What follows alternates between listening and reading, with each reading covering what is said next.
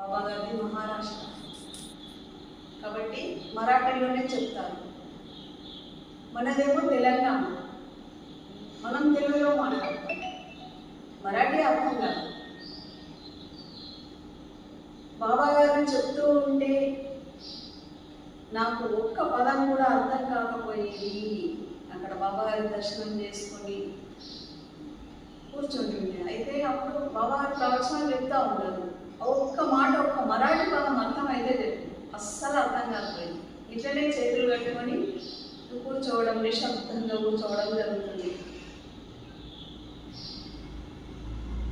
అక్కడ ఉన్న వారందరూ బాబా గారితో మాట్లాడేవారు. నేను మాత్రం అలాగే నిశ్శబ్దంగా చూస్తూ ఉండేదాన్ని, బాబా ఏం చెప్తున్నారు అని. కానీ ఆ పరమాత్మ సద్గురు దేవుడు నాలో కృపావర్షాన్ని కురిపించి ఆత్మ జాగృతం చేసి పరివర్తన గావించిన సద్గురు గులాబీ బాబా యోగశక్తి మహిమ అగోచరమైనది. దర్శనం చేసుకొని కూర్చున్న భక్తులకు వారి యొక్క శ్రద్ధ విశ్వాసాలను బట్టి బాబా కృప ఎలా లభిస్తుందో బాబాకే తెలుస్తుంది. అది ఆ భక్తులకే తెలుస్తుంది. కానీ ఇతరులకు మళ్ళీ తెలియదు. ఎలా తెలుస్తుంది? ఏదైనా కార్యం చేస్తే, ఏదైనా పని చేస్తే అప్పుడు అర్థమవుతుంది. బాబా గారు ఎలా దర్శనమిస్తారంటే భక్తుల శిరస్సును తాకి ఆశీర్వాదం అందిస్తారు. ఇట్లా మనం దర్శనం చేసుకుంటే బాబా హస్తం ఎక్కడ మన తలపై ఇట్లా తాకుతుంది, తలపై ఇట్లా ఆశీర్వదిస్తారు ఇట్లా. మరియు రెండవది ఇచ్చా సంకల్పంతో తలపై చేతిని తాకించినప్పుడు సాధక భక్తులకు అమోఘమైన శక్తి లభిస్తుంది.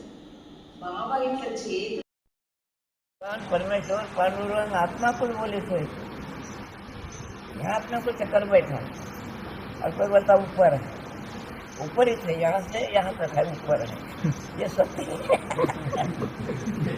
यहाँ से ऊपर है, सही है, लेकिन ऊपर में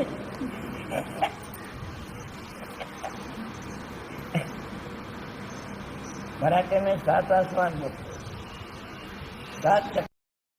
परमेश्वर परब्रह्म आत्मा को बोले थे, यहाँ अपने को चक्कर बैठा और कोई बोलता ऊपर है, ऊपर ही थे, यहाँ से यहाँ तक है ऊपर है, ये सत्य है। यहाँ से ऊपर है, सही है, लेकिन ऊपर में